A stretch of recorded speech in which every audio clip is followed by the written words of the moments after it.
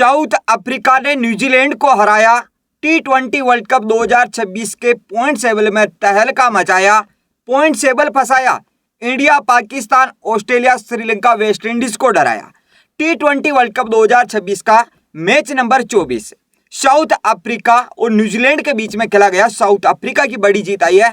7 wicket से south Africa ने New Zealand को रौंदा है और साउथ अफ्रीका अब क्या क्वालिफाई कर गई है, सुपर 8 में चली गई है। अभी तक 3 मैच खेली है और अभी तक इस टूर्नामेंट में साउथ अफ्रीका नहीं हारी है।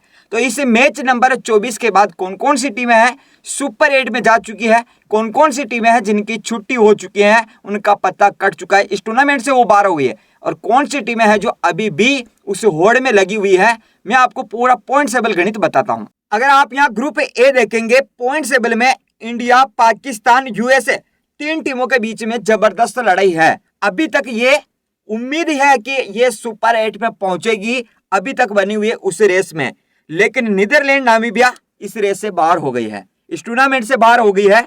किसी भी तरीके से अब ये नहीं पहुंच सकती है मैथमेटिकली रूप से। बाकी इंडिया की बात करें तो 2 मैच खेले, दोनों जीते हैं, नेट भी प्लस में है, 4 अंक हासिल किए।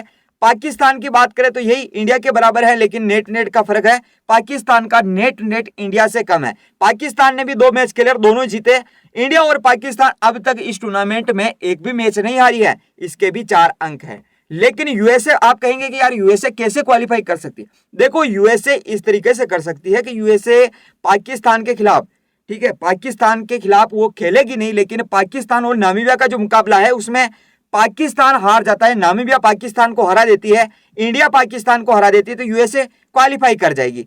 आने वाला मुकाबला जीतना होगा यूएसए को। 3 मैच खेले यूएसए, 1 जीती, सिर्फ 2 अंक है। तो आने वाला एक मुकाबला जीत जाए तो इसके भी 4 अंक हो जाएंगे।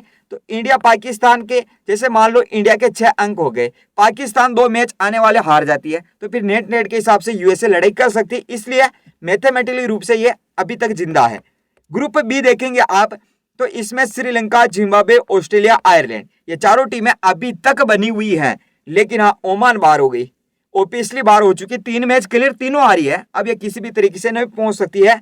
श्रीलंका 2 मैच खेली, दोनों जीती है, नेट प्लस में 4 अंक इसने हासिल किए और नेट काफी अच्छा है श्रीलंका का। जिम्बाब्वे की बात करें तो सबसे बड़ा उलटफेर करने वाली वो है जिम्बाब्वे, खुद ऑस्ट्रेलिया को हरा चुकी है, बड़ी टीम को हरा चुकी है जिम्बाब्वे। तो 2 मैच खेले, दोनों जीती है, नेट प्लस में 4 अंक हासिल किए। इन दोनों के, श्रीलंका और जिम्बाब्वे के चांस काफी ज्यादा है सुपर 8 में जाने के, लेकिन ऑस्ट्रेलिया भी अभी तक जिंदा है, 2 मैच खेली, 1 जीती, 1 हारी है। आने वाला मुकाबला अगर यह हारेगी तो इसके लिए मुश्किलें पैदा हो सकती, कैसे? नेट प्लस में 2 अंक का है अभी तक, इसलिए। आयरलैंड अभी तक जिंदा है, आने वाला मुकाबला आयरलैंड जीत जाती है तो इसके भी 4 अंक हो जाएंगे। और ऑस्ट्रेलिया अगर हार गई, 1 मैच यार 1 जीत गई, तो नेट के हिसाब से लड़ाई कर सकती है आयरलैंड, इसलिए यह बाहर नहीं हुई है। ग्रुप सी देखेंगे तो इसमें वेस्ट इंडीज अभी तक जिंदा है, इंग्लैंड जिंदा है और इटली जिंदा है। बाकी स्कॉटलैंड बाहर हो चुकी है, नेपाल बाहर हो चुकी है, दोनों टीमें मैथमेटिकली रूप से ऑब्वियसली बाहर हो चुकी है, अब किसी भी तरीके से यह सुपर 8 में नहीं जा सकती है। वेस्ट इंडीज 2 मैच खेली, दोनों जीती है, नेट प्लस में 4 अंक हासिल किए। इंग्लैंड 3 मैच खेली, 2 जीती, 1 हारी है, नेट माइनस में, लेकिन इसके 4 अंक हैं। इटली की बात करें तो ये कैसे बाहर नहीं हुई? इटली देखो 2 मैच खेली अभी तक, है ना, और 1 जीती, 1 हारी, आगे 2 मैच बचे हुए, दोनों मुकाबले अगर जीत जाती है तो ज्यादा से ज्यादा ये 6 अंक हासिल कर सकती है, और 6 अंक हासिल करने वाली टीम सुपर 8 में पहुंचेगी। इस वजह से इटली अभी जिंदा है। स्कॉटलैंड ज्यादा से ज्यादा 4 अंक हासिल कर पाएगी, नेपाल 4 अंक हासिल कर पाएगी, इस वजह से ये बाहर हो गई। बाकी वेस्ट इंडीज के काफी ज्यादा चांस है कि ये चली जाएगी, और वेस्ट इंडीज आएगी इंडिया के ग्रुप में सुपर 8 में, वहां सुपर 8 का 2 ग्रुप रहेगा, एक्स और वाई। ग्रुप डी में देखेंगे आप तो मैं ये कहूंगा कि साउथ अफ्रीका तो भाई साहब क्वालिफाई कर चुकी है।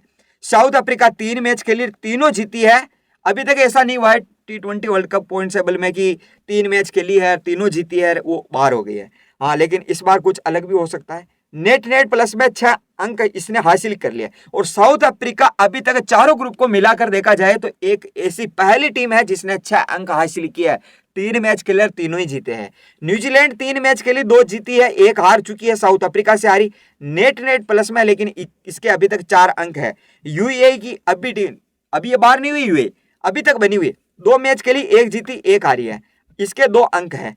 यूएई आने वाले दोनों मुकाबले जीत जाती है तो ये भी 6 अंक हासिल कर सकती है, 2 इसके ऑलरेडी है, इस वजह से ये 6 अंक हासिल कर सकती है और न्यूजीलैंड आने वाला मुकाबला हार जाती है तो इसके 4 अंक ही रहेंगे। तो यहाँ साउथ अफ्रीका, यूएई ये सुपर 8 में जा सकती है, न्यूजीलैंड बाहर हो सकती है। तो समीकरण कुछ भी बन सकता है। इस वजह से साउथ अफ्रीका, न्यूजीलैंड, यूएई तीनों टीमों के बीच में होड़ रहेगी। बाकी यूं कहे तो साउथ अफ्रीका तो क्वालिफाई कर चुकी है, चाहे ये नंबर 1 पर नहीं बल्कि 2 पर तो रहेगी, लेकिन सुपर 8 में पहुंच जाएगी। अफगानिस्तान कनाडा का पत्ता कट चुका है। 2 मैच खेली है, दोनों टीमें दोनों ही हार चुकी है।